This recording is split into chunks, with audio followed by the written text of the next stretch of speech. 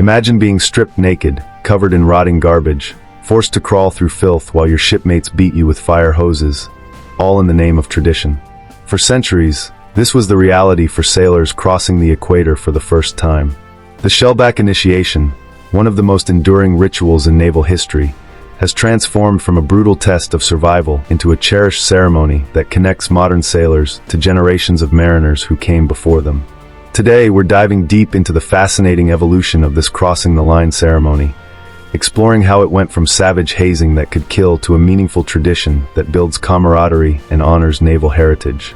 This is the story of transformation, tradition, and the thin line between building warriors and breaking human beings.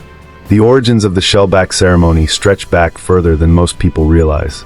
Long before the United States Navy even existed, sailors on merchant vessels and warships alike participated in rituals when crossing significant maritime boundaries. The earliest documented references to these ceremonies date back to the 16th century, during the age of exploration when European powers were racing to map and claim new territories across the globe. Crossing the equator wasn't just a geographical milestone. It was a psychological barrier, a transition into unknown waters where different stars govern the night sky and the rules of the familiar world seemed to fall away.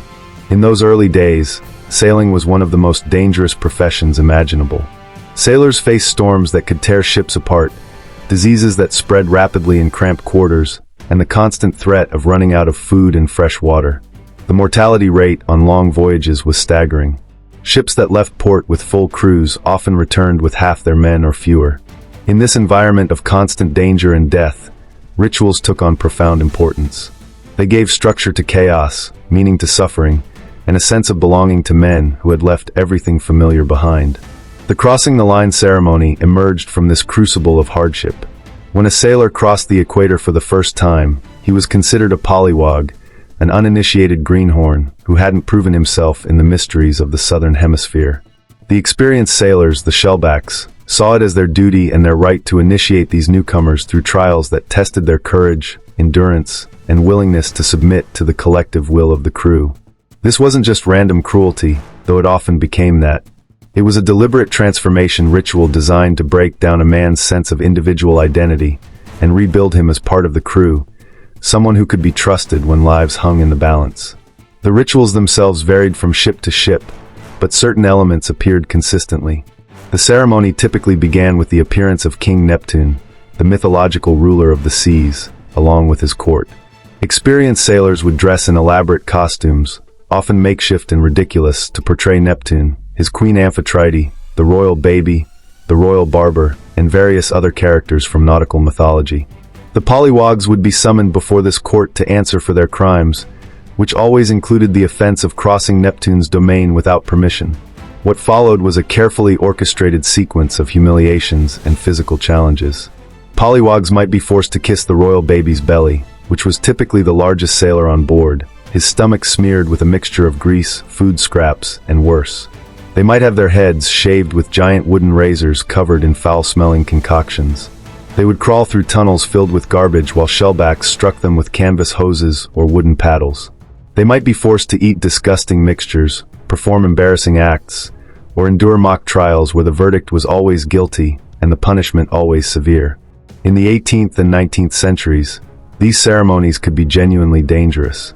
There are documented cases of sailors dying during crossing the line rituals, either from injuries sustained during the physical abuse or from drowning when the festivities got out of hand. The line between tradition and torture was often crossed, and on ships with cruel officers or sadistic crew members, the ceremony became an excuse for settling scores and inflicting real harm. Yet despite the dangers, the tradition persisted and even strengthened. Why? Because it served multiple purposes that were deeply important to naval culture. First, the ceremony functioned as a test of endurance. If a man could survive the humiliation and physical punishment of the initiation, he could probably handle the genuine hardships of naval life. Second, it created a shared experience that bonded men together. Everyone who had been through the ceremony carried those memories, and that shared ordeal created a sense of brotherhood that transcended rank and background. Third, it reinforced the hierarchy of the ship. By submitting to the authority of the shellbacks and King Neptune's court, pollywogs learned to follow orders and respect the chain of command, skills essential for survival at sea. When the United States Navy was established in the late 18th century, it inherited these traditions from the British Royal Navy and the Merchant Marine. American sailors embraced the crossing the line ceremony with enthusiasm, adapting it to their own democratic sensibilities while maintaining its essential brutality. During the Age of Sail, American naval vessels regularly crossed the equator on voyages to the Pacific, South America, and around the world. Each crossing became an opportunity to initiate new sailors and reinforce the bonds between experienced crew members. The ceremony took on additional significance in the American context because the Navy drew its sailors from such diverse backgrounds. Farm boys from the Midwest served alongside immigrants from Europe, former slaves who had found freedom in naval service, and experienced merchant sailors. The crossing the line ritual became one of the few experiences that united all these men regardless of their origins. Once you had been initiated, once you bore the title of Shellback, you were part of an exclusive brotherhood that stretched across the entire Navy. As the 19th century progressed and steam began to replace sail, some observers predicted that the old traditions would die out. Ships were faster, voyages shorter, and the conditions aboard improving. Surely, they reasoned, such primitive rituals had no place in the modern, professional Navy. They were wrong. If anything, the crossing the line ceremony became more elaborate and more firmly entrenched as the Navy modernized. This wasn't just stubborn adherence to tradition. It reflected a deep need for continuity in an era of rapid change. As everything else about naval life transformed, the Shellback initiation remained a link to the past, a reminder that despite all the technological advances, sailors still faced the same sea that had challenged their predecessors. The early 20th century saw the ceremony reach new heights of elaboration. By this time, cameras and film allowed documentation of the rituals, and we have extensive photographic and video evidence of how the ceremonies were conducted. These records reveal events that could last an entire day, with hundreds or even thousands of pollywogs being processed through various stations, each designed to humiliate and exhaust. The imagery is often shocking to modern eyes. Men are shown covered in filth, crawling on their hands and knees, or being dunked in pools of salt water while shellbacks strike them. The expressions on faces range from good-natured laughter to genuine fear and pain. World War I brought new challenges and new sailors into the Navy. Many of these men were draftees or volunteers who had never intended to make the Navy their career. They came from every state and every background, and the crossing the line ceremony became an important tool for integrating them into naval culture. Ships crossing the equator on their way to combat zones or patrol areas would conduct initiations that helped transform civilians into sailors, landlubbers into men of the sea. The ceremony was seen as essential for building unit cohesion and preparing men for the hardships of warfare. Between the wars, the ceremony continued to evolve. Some ships developed particularly famous or notorious versions of the ritual. Certain vessels became known for especially brutal initiations, while others prided themselves on elaborate theatricality. The Navy as an institution largely left the ceremonies to the discretion of individual commanding officers and senior enlisted men. As long as no one was seriously injured and the ship's mission wasn't compromised, the rituals were allowed to continue with minimal oversight. World War II brought millions of men into the Navy, many of whom would cross the equator as their ships deployed to the Pacific theater. The ceremony took on new urgency in wartime. Officers and chiefs saw it as a way to quickly build camaraderie and toughness in crews that might face combat at any moment. The initiation was compressed, intensified, and conducted with a sense that this ritual might be the last moment of levity before deadly serious business began. Photographs from this era show remarkable scenes. Aircraft carriers with thousands of men aboard conducting massive ceremonies, with elaborate props and costumes created from whatever materials were available. The scale was unprecedented, but the essential elements remained unchanged from centuries earlier. The post-war Navy maintained the tradition, but cracks were beginning to show. As the military began to slowly integrate, and as broader American society started questioning traditional hierarchies and rituals, some began to ask whether the crossing the line ceremony had outlived its usefulness.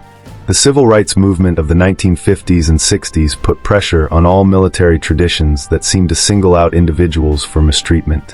While the Shellback initiation wasn't explicitly discriminatory, its emphasis on humiliation and physical punishment made it vulnerable to criticism.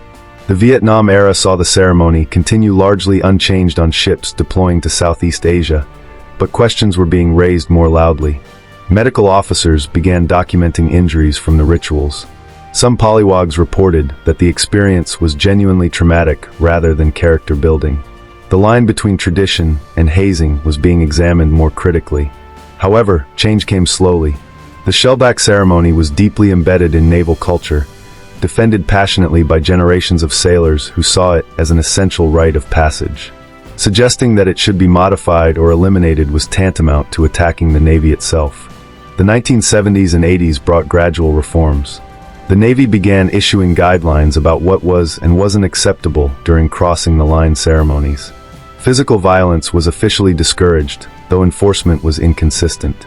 The rituals began to shift toward more theatrical performances and less actual physical punishment. On some ships, the change was embraced. Creative shellbacks developed elaborate skits, costumes, and challenges that maintained the spirit of the ceremony while reducing the risk of injury. On other vessels, particularly those with old-school commanding officers and chiefs, the brutal traditions continued largely unmodified. A major turning point came in the 1990s with several high-profile incidents that brought national attention to the ceremony. Pollywogs were seriously injured. Some reported sexual harassment or assault during the rituals. Media coverage was intense and largely critical, painting the Navy as a barbaric institution clinging to outdated and dangerous traditions. The Navy's leadership faced a choice. They could defend the ceremony as it had always been conducted and risk further scandals, or they could take control of the tradition and reshape it into something that reflected modern values while preserving its essential character. The decision was made to reform rather than eliminate. New regulations were issued with much more specific guidance about acceptable and unacceptable behavior during shellback initiations. Physical violence was explicitly banned. Sexual content was prohibited. Commanding officers were made directly responsible for ensuring compliance. The ceremonies were to be monitored by officers and senior enlisted personnel who hadn't always been present in the past. Most importantly, participation became voluntary. Sailors could decline to go through the initiation without facing official repercussions. This last change was perhaps the most significant. For centuries, the ceremony had been mandatory, a crucible that every sailor had to endure. Making it voluntary fundamentally altered its nature. Now it became a choice, something sailors could opt into rather than something imposed upon them. Surprisingly, the vast majority continued to choose participation. Even knowing they could refuse, sailors wanted to become shellbacks, wanted to be part of the tradition, wanted that connection to naval history. This voluntary participation arguably strengthened the ceremony's legitimacy. It was no longer simple hazing, but a ritual that people actively chose to experience. The 21st century brought further evolution. The wars in Iraq and Afghanistan meant that Navy ships were constantly deploying, and crossing the line ceremonies became regular events. The reformed version of the ritual found its footing.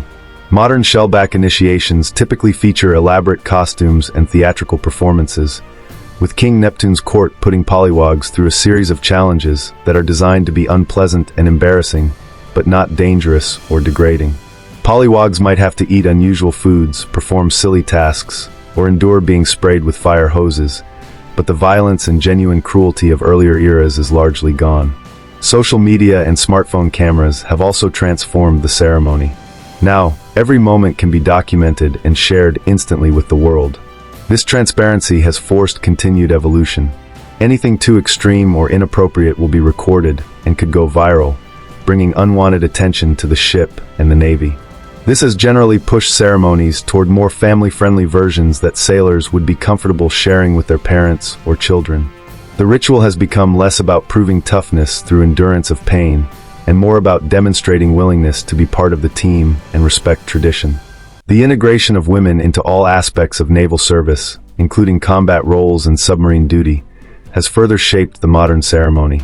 The early days of women crossing the equator in the Navy saw some awkwardness as the traditionally male ritual adapted to mixed-gender crews. There were concerns about inappropriate behavior and the potential for sexual harassment. Over time, the ceremonies have evolved to be fully inclusive, with women participating as both pollywogs and shellbacks, and the content has been carefully managed to ensure it remains professional and appropriate for all service members.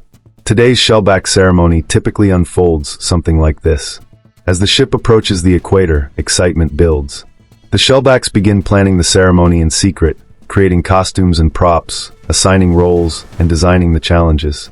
The pollywogs know something is coming, but not exactly what. On the day of the crossing, pollywogs are often awakened early by shellbacks in costume, making noise and announcing that King Neptune is approaching. The pollywogs are assembled, usually wearing their uniforms inside out or in some other deliberately incorrect manner, marking them as uninitiated. King Neptune's court appears, usually on the flight deck if it's an aircraft carrier or on the main deck of smaller ships. The portrayal of Neptune has become increasingly theatrical, with elaborate costumes that might include a crown, a trident made from painted wood or plastic, and robes fashioned from whatever materials are available. The royal court includes the queen, various officers, and the royal baby, still typically the largest sailor available, though now his belly is smeared with something unpleasant, but not actually harmful or toxic.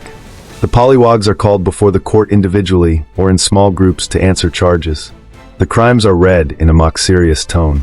You are charged with crossing His Majesty's domain without permission. You are charged with being a lowly pollywog unworthy of the title of sailor. You are charged with never having seen the Southern Cross. How do you plead? The answer is always guilty, and the sentence always involves completing various challenges.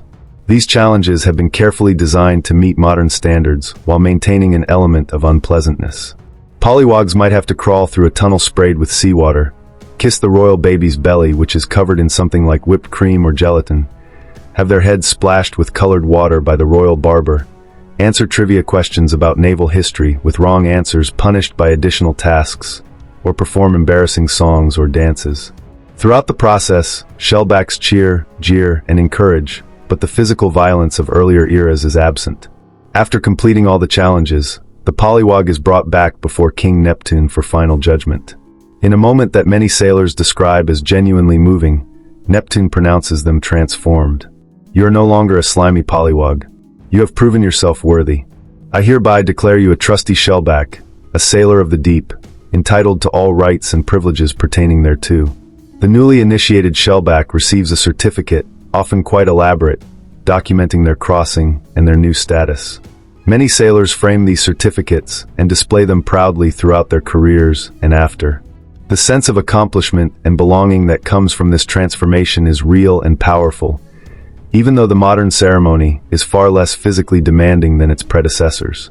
Sailors report that becoming a shellback creates an immediate sense of connection to naval history and to shipmates. You're part of something bigger than yourself, linked to sailors going back centuries, all of whom went through their own versions of this ritual. That continuity matters, especially in a world that often feels disconnected from the past.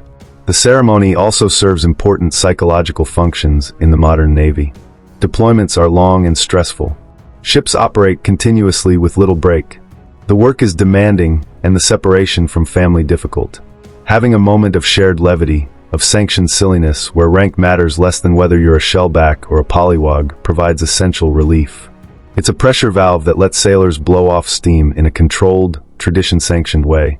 The planning and execution of the ceremony give sailors a project to focus on beyond their regular duties, something creative and fun that breaks the monotony of shipboard routine.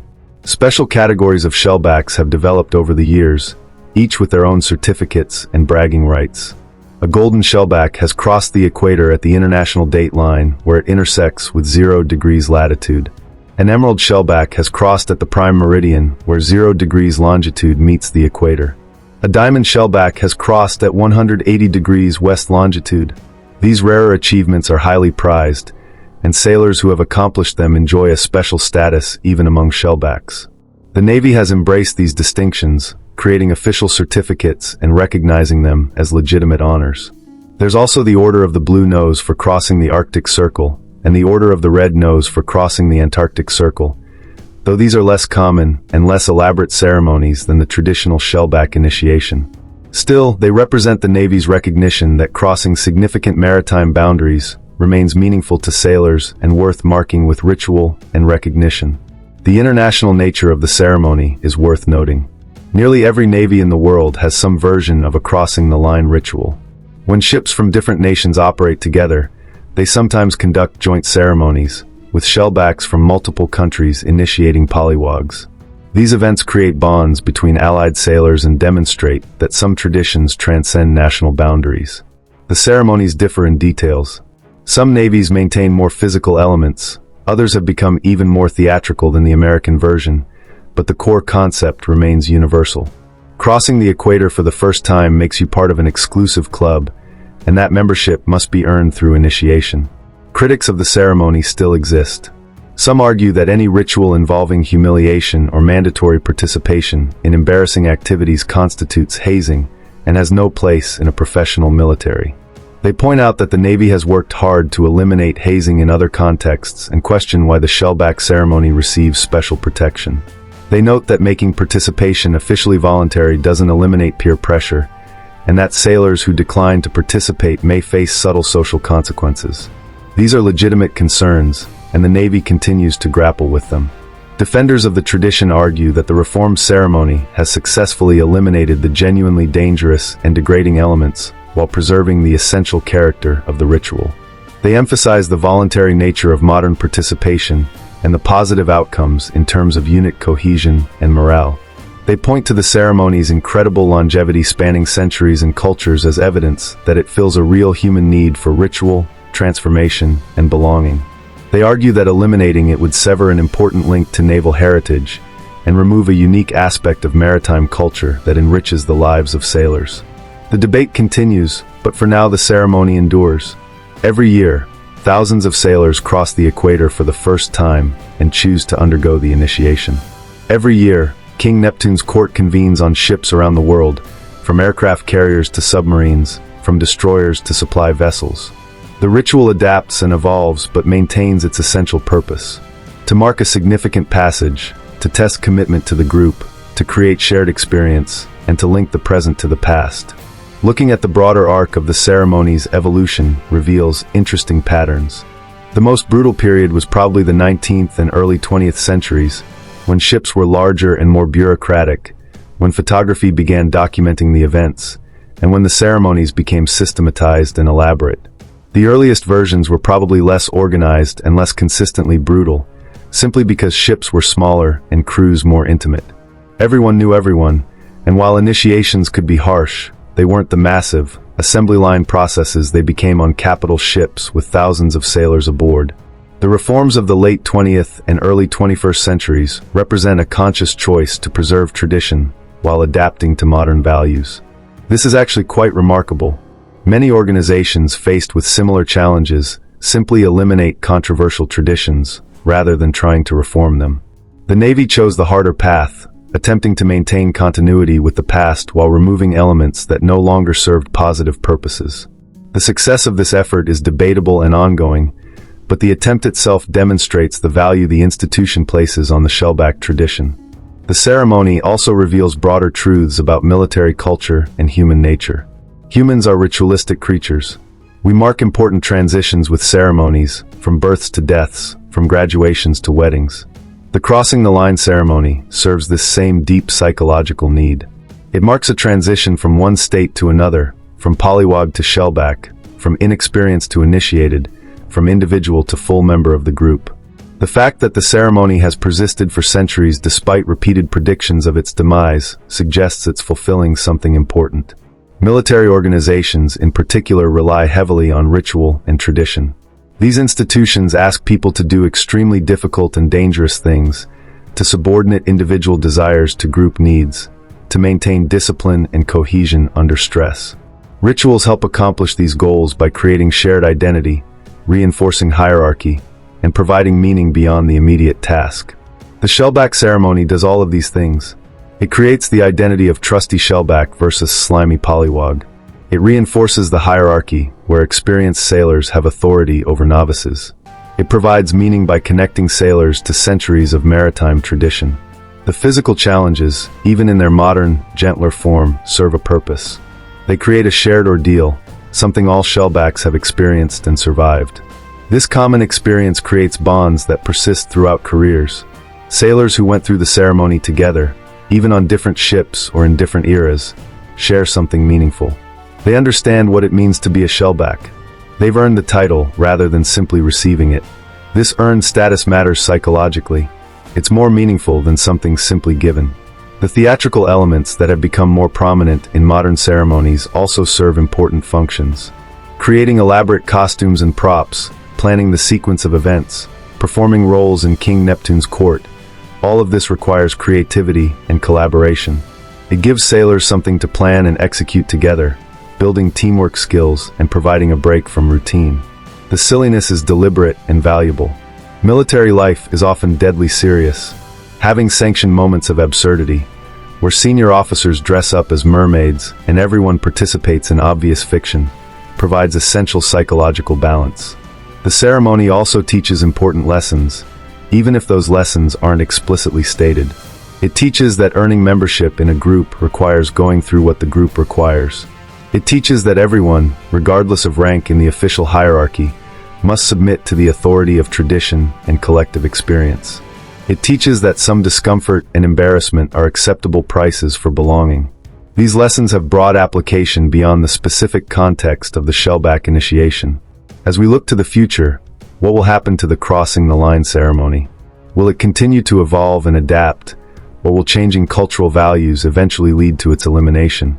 The answer likely depends on whether the Navy and individual sailors continue to find value in it. As long as the ceremony serves positive purposes, building cohesion, providing meaning, and connecting sailors to their heritage, it will probably survive. If it becomes purely hollow ritual, maintained only because it's always been done, its days may be numbered. Technology may also play a role. As ships become more automated and require smaller crews, as deployments potentially become shorter due to faster vessels or different operational patterns, the context in which the ceremony exists may change. However, humans will always cross the equator, and as long as they do, there will probably be some way to mark that crossing as significant. The form may continue to evolve, but the core idea seems durable. The Shellback ceremony stands as a fascinating case study in how traditions evolve. It wasn't preserved unchanged like a museum piece, nor was it discarded as an outdated relic. Instead, it was actively reshaped by each generation to reflect contemporary values while maintaining connection to the past. This dynamic preservation through adaptation may be the only way meaningful traditions survive in changing times. Those who defend tradition by refusing any change often lose those traditions entirely. Those willing to evolve while preserving essential elements stand a better chance of carrying traditions forward. In the end, the story of the Shellback initiation is a story about balance.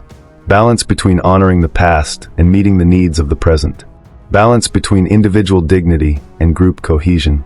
Balance between maintaining standards and avoiding genuine harm.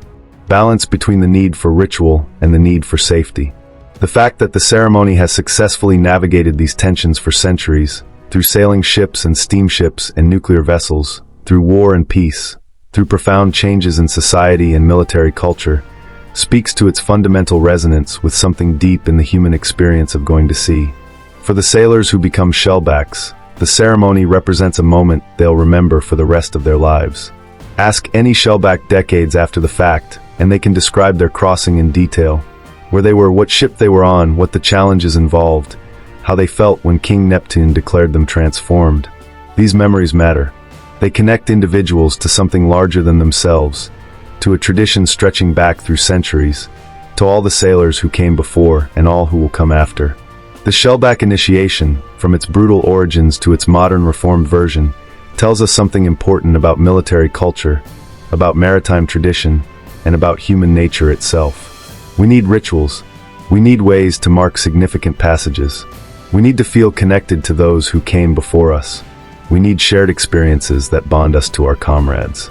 And we need traditions that give meaning to our actions beyond the immediate and practical. The crossing the line ceremony provides all of these things. That's why it has endured. That's why it matters.